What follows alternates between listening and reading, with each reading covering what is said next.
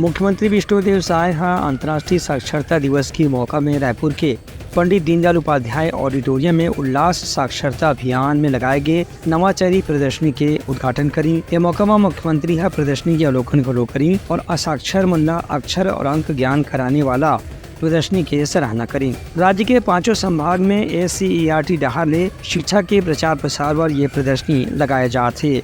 मुख्यमंत्री बस्तर संभाग की प्रदर्शनी ला देखे के बाद अंक से बनाए गए खुमरी पहनी और लकड़ी से बने गणेश की प्रतिमा भी आयोजक मन डहार ले उल्ला भेंट करेगी।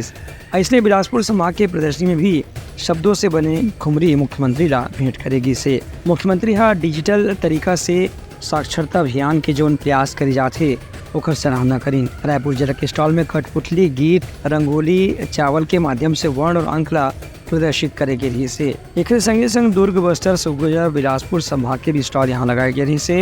ये प्रदर्शनी में वन मंत्री केदार कश्यप, विधायक पुरंदर मिश्रा, अनुज शर्मा, मोतीलाल साहू, गुरु खुशवंत साहेब और वरिष्ठ अधिकारी मन भी मौजूद रही। ब्यूरो रिपोर्ट, उत्तलंघा न्यूज।